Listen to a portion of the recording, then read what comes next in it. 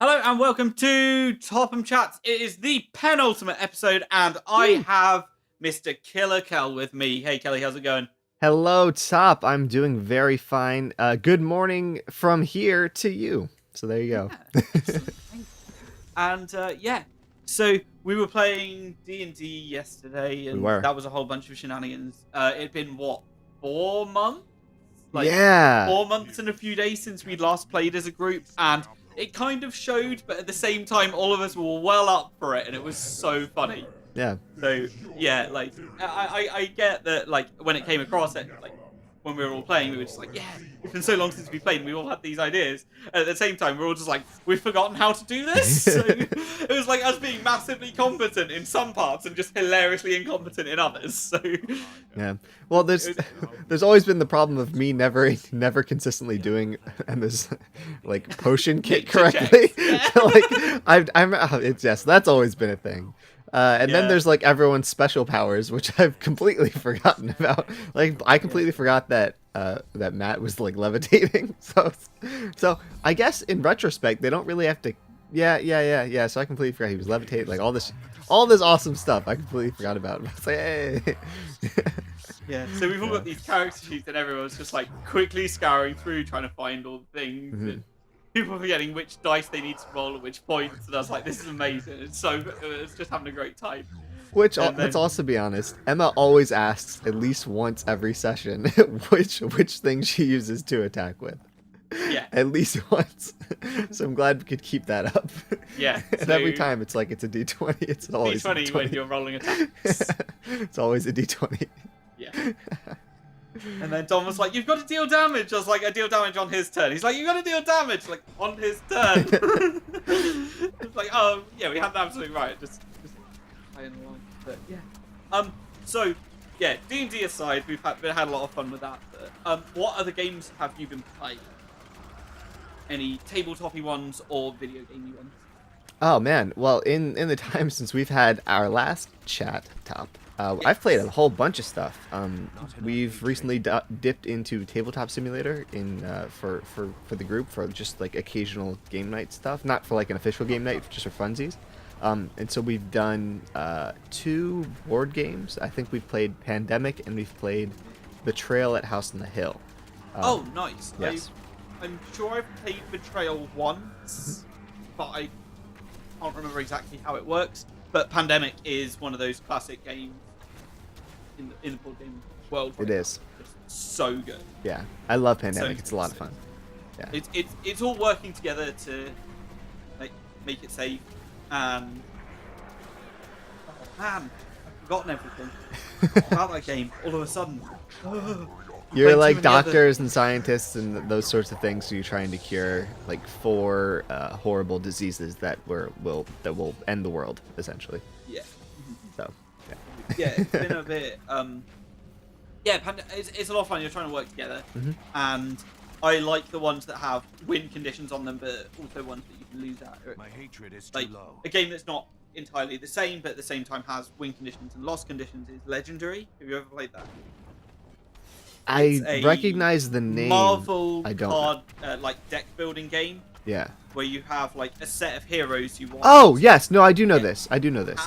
Yeah, you have a set of heroes, like Marvel heroes, so Spider-Man, Iron Man, Yeah. Hulk, just so many of them. You choose a set of those, a set of enemies, so Red Skull, I know all the enemies, and I just am forgetting all their names right now. Yeah, just a bunch of enemies, and you have like criteria that you need to try and beat, and the game can change in so many different ways based on like what criteria you're working towards, what enemies you choose, what heroes you choose. So you try and like stick with a strategy. Yeah. And I've been playing that a bit recently as well. I nearly bought it when I was at MCM over the weekend, and I was just like, I want it so bad, but at the same time, I know my friend's got a copy, and we only ever play that copy because we all go over there all the time. I'm just like, there's no point getting the second version of the same game. Yeah. Yeah, it's that's also a very, very enjoyable thing. I want to play it soon, actually. I might try and set up a game. Yeah. Not enough hatred. Yeah. You're saying about Tabletop Simulator, and then I got distracted. It's okay. Yeah. Oh, and aside from that, been playing Dark Souls 3, which is a lot of fun. We talked about that last time I was on, I believe. But we can talk about it again. Okay. Yeah. Where are you up to in it? Okay, so Emma and I are only playing the game through co-op. Okay. And so because of that, and because of the entrance of another game, Overwatch, which we will also talk about, we have drastically slowed our pace, which was already quite slow because we're only co-oping. And so we are in the area past Farron Keep. I forget, like the catacombs or whatever. We are in the catacombs, which so we've beaten the Farron. We've beaten the Legion. Abyss Watcher. Yeah, we've beaten the Abyss Watchers. We've done the cathedral. I think. Well, we've done the part of the cathedral with the bishops and stuff. Deacons of the Deep? Deacons, there you go. Deacons of the Deep, that's what it was. That is such an easy boss fight. That's a really nice boss fight to co-op on as well. Yeah, we Like, had it was I'd get me. summoned in. I think it was me, it was Dom, it was Emma, and then we still had the NPC summon. Nice. So it was really easy, and then I just got my whip out and I just like crowd control. It was really fun. Yeah, I've had a lot of yeah. fun with that. Yeah, so you've got past there. You're now in like the catacombs, right? I think that's where we are. I believe So so. Should be pushing towards a certain boss. Yeah, I think we're right in front of. I think we're right in front of that boss because we've done the whole ballista thing. We've run through that whole area. Haha! Haha! I found out about that by watching Game Grumps, and I did that yesterday. Because I was like, oh, okay, because I saw them like slide down the ladder once you cut it off. Mm-hmm. And so I went down there, went through the whole area, and died twice. And I beat the old demon lord, or whatever it is. The old demon lord? There's a boss down there. Yeah. And found him massively easy and just happened to shoot him. Yeah. I just happened to turn a corner, find one of the guys with 4 arms and the lightning ball fireball in front of him. He took a swing and then fire cast at me, and I died. And I was like, okay, I need to be a bit more careful of this guy. And then, yeah, I think I got cursed once. So I was looking around frogs. for all the secrets. Yeah, well, there's so many illusory walls in that. there are, and there's the Quelaag stuff, or Quaylana rather. Yes, which was really cool. Kaylana's pyromancy type. Yeah, she's like I think that it was a human figure like clutching another human. I forget what it was, but it directly referenced it. Spidery. Yeah, I think that's what it was. Yeah, but that was really cool. I liked that a lot. Saw it, I was like, oh, this is awesome. Like, just so many references to the first game. Mm-hmm. I don't know that many references to the second. I don't think. Well, I don't either. But my thing is that I don't think there have been nearly as many from what I've heard from other people who know Dark Souls 2 much better than I do. I don't think there are nearly as many references to the second game. So, it definitely seems like they were trying to avoid the sort of connection to 2 and more reinforce the connection to 1. But well, you know. So. So you're probably up to High Lord 1, is a very easy boss. Yeah, I don't know. We got we obviously got stopped by. We got stuck in between the giant worm and the ballista, and then we found a way to get to the ballista. We took care of the ballista. We took care of the NPC that goes hollow, and then. Oh yeah, the one by the lava, like down the stairs. Well, there's that He's one. got Yes. the ultra greatsword. Yeah. We took care of him, but I don't know if he was a hollow guy. He just seemed kind of like a dick. Oh no, he was an invader. Yeah, he was the invader guy. But I'm talking about the one that you can get down in the swamp area where you like go off to the right, where you go into that big open like crystal-y kind of area. I might not have found that area. Well, it's directly related to a pair of NPCs that. Anyway, that's fine. I might not have encountered them. It's okay. Because Well, I've playing the game super weird, so I'm already up to Lorien and Lothric, who are like 2 bosses away Wow. from the end. And Well, now I'm just like slowly going back through various areas. Well, do you want? What do you want here? Do you want me to help you out, or what do you want? Because you might have lost it now. I don't know. Who are the things? Well, there's only one pair of NPCs. Oh, okay. So you know who I'm talking about, right? No. No, silent guy and the one that changes gender. Based off, yeah. I think so. Yeah. Yeah. You meet them like when you're going towards the first swamp. Yeah. Yeah. So, if you talk to the one who changes gender, for like if you're playing a male character, it'll be a girl, and then if you're playing a girl, it'll be a guy. So, Oh, okay. So if you talk to whoever that is, they're like looking for the silent guy. I'm so sorry, anyone who plays Dark Souls, I can't remember their names. It's been a while. Yeah, I wish I knew their names right now, but I don't. Yeah. And so he or she is looking for silent guy, and you find him. Oh, okay. Yeah. Rubbish. How are you playing the game? Like, what kind of build are you going for in it? So I'm still really frustrated that there's no poise, but I am running. I'm running Dex, but I know it's kind of stereotypical right now, just because a lot of people are using it. But I like using the Farron Great Sword. I think is what it is, because it has that cool like flippy spin move. And it's just really fun to use. So that's what I'm trying to use now. I'm trying to learn it and learn all of its tricks and secrets and everything. But yeah. So that's what I'm going with now. Nice. But I'm having fun with it. Yeah. I have a ridiculous strength, but I think I've put too many points in strength, and I've been using the butcher's knife, which I've got to +10 and is S scaling on it, and Jesus, ridiculous. Yeah. But yeah, I was like, I've got this strength build, but it works like a just regular axe. So it's got the axe moveset, and you can still roll around light roll with it and play like smoothly. And so it doesn't really work. It would work well for a dex build, like that kind of thing is how I would play it. But it's like a dex based, like the moveset should be for a dex thing, but I'm using it as a strength character, so I guess if you've committed down that path, that's the weapon to use. Yeah. So I guess that's how I've been playing it. I really should have picked up a curved sword and gone through it dex, but I didn't, and so I'm kind of like, what have I done? But it's okay.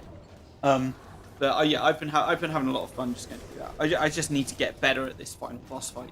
Yeah. Like the boss fight I'm stuck at right now, because the first phase is getting easy enough now where I can, because it's most of the boss fights. I can't think of. I don't know. There's 2 I think I've encountered where there hasn't been a second phase go on. Like in the fight, they usually change in some way. And yeah, so the boss fight changes midway through, and I can do the first phase easily. The second phase then becomes a bit more challenging. Yeah. That's how most of the bosses have been, which is, I don't know. I'm still torn about whether I like that happening, because in Dark Souls 1, most of the bosses had like a set way that they moved and behaved, and they were like that, and the whole way through the boss fight. Yeah.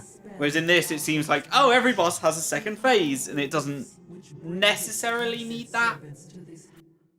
I don't know. I find it a bit frustrating. Like, for the boss I'm on right now, it completely makes sense, and that's okay. But for some of the other ones, it doesn't really make sense. So, just, you know, it's one of those things that I'm finding frustrating, but that's finding a flaw in a game that I'm heavily invested anyway, and I'm going to be playing it for many, many more hours. Yeah. I look forward to, after I'm done with this Dex build, I want to go Luck. So that's what I want to do. So I'm looking forward to a playthrough in Luck. Nice. I've set up a thief, so I've got a thief's knife which has bleed on it. So I'm gonna play Dex Luck build, and then just have fun with that and see what happens. Yeah. I want to try and just hit something once and it'll bleed. Ridiculous. Because bleed build up is the most fun. I remember, hitting bleed on like a lightning, like using gold pine resin on the thieves' knife when you're fighting the 4 kings, plus 15 thieves' knife in Dark Souls 1, just spamming away with it. You get the bleed effect, and its health just goes away. Yeah. I missed that boss fight. I don't really miss that boss fight. It was a pain in the arse. It is. It's really, really difficult if you don't have the weapon upgrade like as high as you can get it. It's really, really, really, really hard. It's even such with the summon, a DPS race. even with like anything, even with armor, like the correct armor for like dark damage and everything. Like it is really hard. Yeah. Yeah. But, oh well. And you said you've also been playing Overwatch. So how's that been going? And like, yeah, I've had problems with it because I just couldn't get into it. Like, it's not my kind of thing. I don't know anything about like the MOBA scene, and as such, I don't really know what people mean by the different classes that are being played. I tried playing. I played like 2 games, and I was in a team that won both of them. But I have no idea how we actually won. I didn't really understand the objectives. I didn't understand really anything that was going on. So it's just like, this probably isn't a game for me, which is okay. Yeah, but... no, that's absolutely fine. I imagine it won't be a game for a lot of people. But I mean, there are 2 kinds of objectives. There's like a moving like point there's a moving cart that you have to get to a point, and then there's a capture point which you have to either hold or protect from other people capturing. Okay. I mean, I've really enjoyed it. There are 6 of us right now, I believe, that have the game in the group, and that works out great because it's a 6-man team, and so we don't have to run with randoms if we can get everyone together, which is awesome. Yeah. But yeah, it's hero-based team shooter with objective gameplay, and it really, one thing that I think it does really, really well is that it makes support characters or like DPS characters extremely viable and extremely important to a team, to the point where at the end of a match, if you have a healer who everyone knows did a really good job, they will usually take the like the most like character upvotes, saying that I am saying that this person like did the best on the team. They'll usually get the most character upvotes opposed to someone else, right? So like a really good Mercy, if you know who that character is, like the one-on-one healer, a really good Mercy I've seen get 10 upvotes, which is really, really good, because that's 10 out of 12 people, which includes most of the people from the other team. Yeah, so. And not themselves. So there's one person just not being like, oh. yeah. Who's probably playing Mercy on the other team.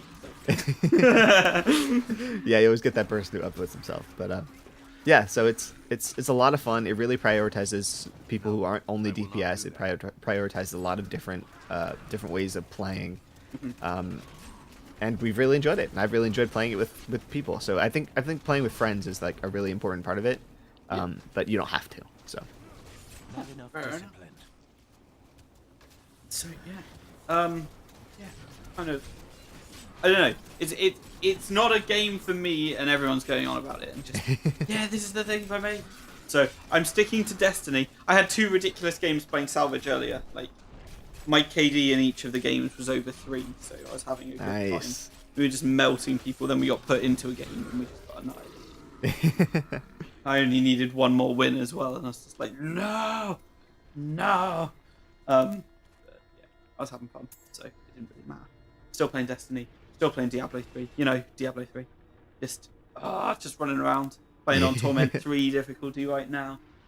It's like, it's getting a bit tough. But I've just got some new set that lets me do... Like, there's an attack called 7-Sided Strike, where you get to hit the enemy 7 times. And I just got a set that allows me to use it. And the damage from each of the 7 hits does double the total damage per hit. So, that sounds really good. Yeah, it's ridiculous. So I've just gone into a boss and can take half its health off in one go. Just run away or just build up more. Just wait for the cooldown to go down. Once the cooldown's done, more hitting. Woo! And get it done. So yeah, it's sped up play, which means I could probably start playing a little harder. Although Torment 3 is already quite difficult. I still have problems like recognizing enemies. Yeah. Do you play hardcore? I've started a hardcore character. Like, I don't think... I know, I'm pretty sure I can get to level 70 on it. Like, yeah. I don't think that's going to be an issue. my problem is when I'm playing on the torment difficulties and we're doing Nephilim rifts and things like that, I don't recognize things fast enough. Like, oh, there's molten enemies, so when they die, they're going to leave an exploding orb there. Or there's grotesque enemies, and they're going to explode into worms when they die, and that does damage. Yeah. I don't recognize them fast enough to move away, and when you're playing on the higher difficulties, they can kill you in one hit. Oh, shit. Okay. And so if you don't recognize it fast enough, you're probably dead. I'm probably dead. Like, my armor was really low. I was focused on doing damage, so... Yeah, and then there's another thing as well. Like, the arcane enchanters, they spawn out purple orbs that, like, sweep with magic energy, and it goes around in circles, and if 2 or 3 of those spawn, I very quickly recognize either A, I need to run away, or B, I'm going to die, and I'm going to give it my best shot, just trying to shoot them, and just try and damage them as much as possible before I do die. Yeah. It's just, yeah. There's certain conditions that it's like, I'm not very good at this, so I'm just going to try my best. But I'm slowly getting better at recognizing, you know, that's the thing with the games. Like, especially with Dark Souls. Like, oh, this has happened. I need to learn from this, and then I'll go back into it. So I'm taking that slow approach to Diablo 3, and it's, yeah, it's doing okay. But at the same time, like, I don't feel any punishment from dying in Diablo 3.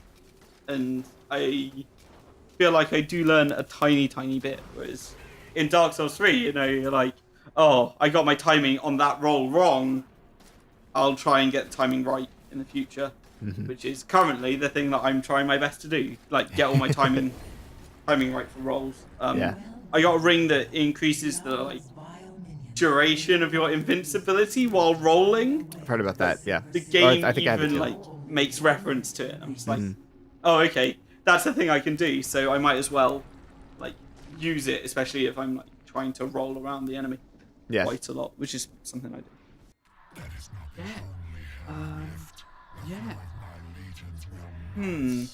What else has been going on? I went to MCM this weekend. That's right. I wanted to ask you all about that. So tell me about MCM. Okay, it was very enjoyable. There was a whole bunch of people there. I met up with... Well, I went to the booth where they were selling RT merch. I got the Meg's Heart U shirt and the Funhouse logo shirt, the orange logo on black. And so, yeah, I picked those up.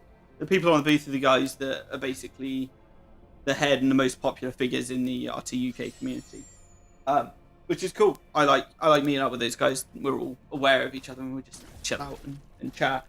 And then everyone just started turning up from time to time.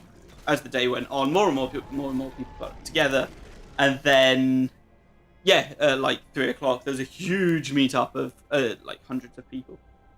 And I don't know how many people there were. It was probably about 200 or so people that turned up, which is really awesome to see. Yeah, that's a lot. And yeah, I just hung out with all the people I knew, and we just had just a good time. I just took pictures with people, and we chilled out, chatted, and it was awesome to just catch up with everyone because you know, that's what you do. Or that's what I do at conventions. Like, I don't. Everyone was there and they're like, oh yeah, Meg's here, we'll go and see and get pictures with her and get signed things. And I was just like, cool, she's a person, she's sitting over there, I'm just going to keep going. There's a YouTuber that I follow, he's on a podcast as well, called My Name is Bife. And he does a lot of Destiny lore content, as well as is on this podcast called Guardian Radio. And he was just chilling out with us because Izzy made friends with him, and then we've been playing with him on Destiny on PlayStation. So we've just been chilling out, playing together, having fun, and just talking about stuff. And then he tagged me in a post being like, "These guys are my crew now," and then it got like 50 likes. I'm just like, oh no, I ripped my phone for a while. I'm just like, ugh. But yeah, like, it was really cool to hang out with him and meet him and just be like, hey, I'm a person and I exist. And he was much taller than me, so he was like, you're short. I was like, yeah, I'm short. Woo! Running around. But yeah, and so that's kind of got me really excited about RTX in a month. So yeah, you know, it's a month away. So like, I'm excited. I'm very much looking forward to RTX. And, you know, that's Yeah, man. oh my god, it's gonna be so good. But I don't know what I'm gonna do at RTX. Like, there's one person I want to get something signed from, and that's it. And they're not even a Rooster Teeth person, so I'm like. Who is it? Oh, Danny Sexbang from Game Grumps. Yes, of course. Like, oh my god. Like, him and Aaron, like, I've been watching Game Grumps a lot, and they've been playing Dark Souls 3. And yeah, I just, like, at the moment, I can't get enough of it, and I'm thoroughly enjoying the stuff that they're putting out. I've been really motivated to, like, pick up guitar and write some music and stuff, just because, I don't know, I just hear him talking about things, and I'm just like, it sounds so cool. I just want to kind of do music and stuff. But at the same time, they put out a video earlier in the year where they're just like, yeah, you probably shouldn't follow your dreams because it doesn't work out for so many people. And like, that video just really spoke to me. I'm just like, well, I'm doing well in the career I'm doing right now, so I'll just keep the other things as a hobby for now. That kind of like motivated me at the same time as well as keeping me grounded. So I'm just like, yeah. But yeah, I just find those guys absolutely hilarious and kind of motivating me to be like, oh yeah, I want to rebrand the podcast, hence there's only this episode and the next episode, and then I'm gonna change it to something else. And then I don't really know what I want to do from there, but like, yeah, I'm finding Game Grumps to be massively like beneficial to my life right now. I think I'm actively seeking out all of the content they put out right now rather than Rooster Teeth stuff. However, I've been keeping up with Theatre Mode, and I've watched like 4 hours of Off Topic today, and like, there's bits and pieces that I'm trying to keep up with, and they've just done Heroes and Halfwits, which is their D&D stuff. Yes. They've just started. I haven't watched it yet. I'm going to, and then once I've done the rebranding, I'll probably have you back on, and we'll talk about it then. Bring it on, man. Bring it on. So yeah, there's lots of things I want to sort out. So, lots of things I want to watch, and I'm just happy with how things are. Yeah. So yeah. Tell us where we can find you across the internet, as well as the GGG group. Yes, I didn't want to like say GG. I forgot what the abbreviation was for, and the word group wasn't in there. And I was just then was like, okay, I better pause, make sure that I've not done an ATM machine kind of thing. It's all right. Yeah. So, yeah. Well, on the Rooster Teeth website, I am KillerKel, so you can find me there. If you ever want to address me on Twitter, I mean, I guess the fastest way would be the Good Guy Gamers Twitter. So that'd probably be the best one. Although you may not get me, so there's that. I'm on Facebook. I'm on Steam. But yeah, I mean, the best way. Or you could email officialgoodguygamers@gmail.com, because then it might not be me who responds, but it probably is. So yeah. There's that too. But yeah, that's me, man. Yeah. You reminded me by talking about Game Grumps. It has nothing to do with Game Grumps, but you told me about you reminded me about Dark Souls 3. Two things. First thing, guy's name is Horace. Second thing, you should watch a series from Kraken called Edward Emberpants.